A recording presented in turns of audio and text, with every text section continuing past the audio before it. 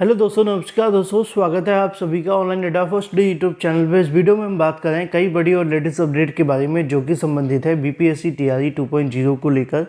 Bonus अंक के संबंध में जो प्रक्रिया है वो शुरू कर दी गई है। साथ ही साथ अगर बात की जाए यूपी में नई बड़ी और भर्ती के विज्ञापन के बारे में पूरे कार्यक्रम को लेकर, जिसके आवेदन इसके अलावा परीक्षा को लेकर इस वीडियो में आपको जानकारी दी जाएगी। साथ ही साथ बात करेंगे और भी कई और बड़ी लेटेस्ट अपडेट के बारे में। चैनल को सब्सक्राइब करके बेल आइकन को दबा लें और वीडियो को लाइक कर दें, जिससे कि आपको रियल ऑथेंटिक जानकारी सबसे पहले मिलती रहे।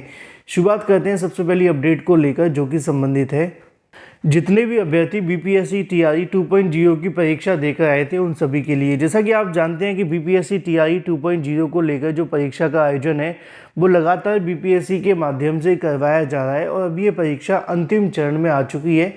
1-2 दिन के अंदर सभी परीक्षाएं कंप्लीट करके बीपीएससी के माध्यम से इसके रिजल्ट को तैयार करने पर काम किया जाएगा। लेकिन इसी बीच आप सभी जानते हैं कि जो परीक्षा के अंदर आपसे सवाल पूछे जाते हैं उन सवालों के अंदर आयोग के माध्यम से कई बार गलती की जाती है, जो कि लाजमी भी है। अब इन्हीं गलतियों पर बोनस अंक के संबंध में जो प्रक्रिया है वो शुरू कर दी गई है। कल देर शाम को एक नोटिफिकेशन जारी करते हुए बीपीएससी के माध्यम से जानकारी भी दी गई थी कि जो भी अभ्यर्थी बोनस अंक के संबंध में गलत प्रश्नों पर आपत्ति दर्ज करवाना चाहते हैं वो करवा सकते हैं। इसको लेकर बीपीएससी के माध्यम से जारी किए गए नोटिफिकेशन में यहाँ पे आपको जानकारी देखने के लिए मिल जाएगी। Important notification, invitation of objection to answer of school teacher written examination, जो कि 10 दिसंबर 2023 को करवाया गया था। और अगर आप इससे पहले किसी और परीक्षा के लिए बोनस अंक चाहते हैं तो उसके लिए भी अपने जो आंसर के लिए ऑब्जेक्शन कर सकते हैं।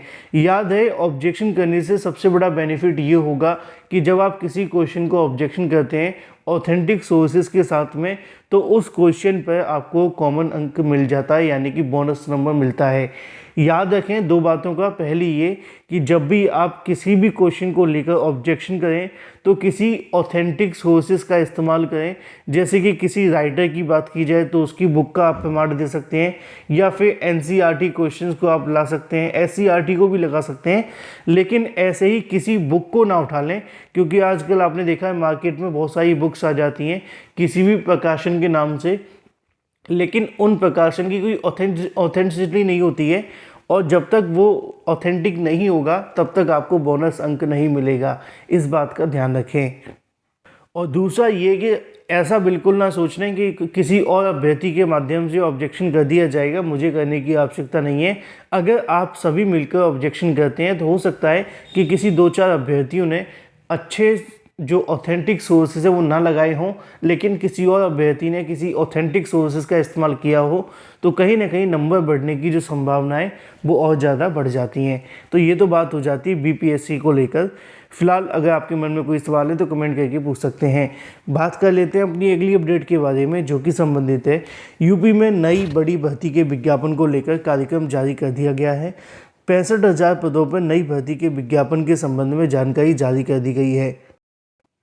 बहुत कम ऐसे मौके आते हैं उत्तर प्रदेश के अंदर कि ये बात बोली जाए कि उत्तर प्रदेश में नई बड़ी भर्ती आ गई है, क्योंकि आप जानते हैं कि बहुत कम भर्तियां उत्तर प्रदेश में पिछले 4 से 5 सालों में आ रही हैं।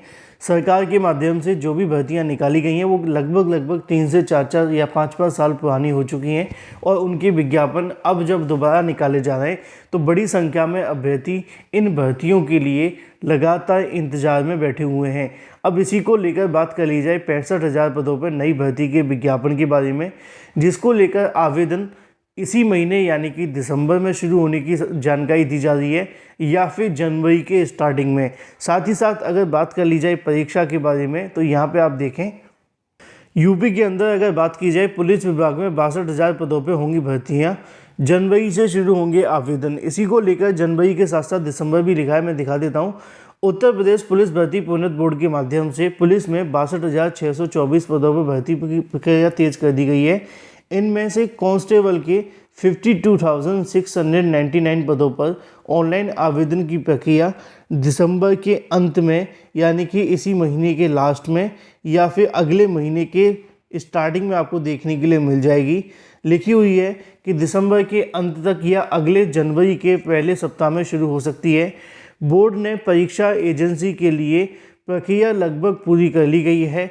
चयन के कड़े मापदंडों की वजह से यह प्रक्रिया पूरी शुरू होने जा रही है। ऐसे में प्रदेश सरकार ने कांस्टेबल के लगभग 53,000 पदों पर, जेल बॉर्डर के 28,33,000 पद, पुलिस सब इंस्पेक्टर के 2,469 पद, रेडियो ऑपरेटर के 2,430 पद हैं, लिपिक संवर्ग के 545 हैं, कंप्यूटर ऑपरेटर के 872 हैं, प्रोग्रामर की बात की जाए तो 55 पद हैं तथा कुशल खिलाड़ी कोटे की बात की जाए तो 521 पदों पर भर्ती का दायित्व पुलिस भर्ती प्रोन्नत बोर्ड को सौंपा गया है। इसी को लेकर यहाँ पे भी और भी बहुत सारी जानकारी दी गई है, जैसा कि आप सभी यहाँ देख सकते हैं कि अगर बात की जाए एमटीएस से भरे जाएंगे पद 1773 पद कर्मचारी चयन आयोग यानी कि जो एसएससी है उसके माध्यम से एमटीएस की वैकेंसी निकाली जाएगी, जिसमें नॉन टेक्निकल और हवलदार के जो पद हैं वो देखने के लिए मिलेंगे। लेकिन यहाँ पे हम बात कर रहे थे उत्तर प्रदेश में एक बड़ी और नई भर्ती के विज्ञापन के बारे में, जो कि लगभग 65,000 पदों पर आपको देखने के लिए मिलेगा और इसका जो विज्ञापन है वो इसी महीने के लास्ट में या अगले महीने की स्टार्टिंग यानी कि जनवरी में आप सभी के सामने होगा। अब देखना ये होगा कि इस भर्ती का विज्ञापन आता है या नहीं, क्योंकि ये काफ़ी लंबे समय से भर्ती आ रही है।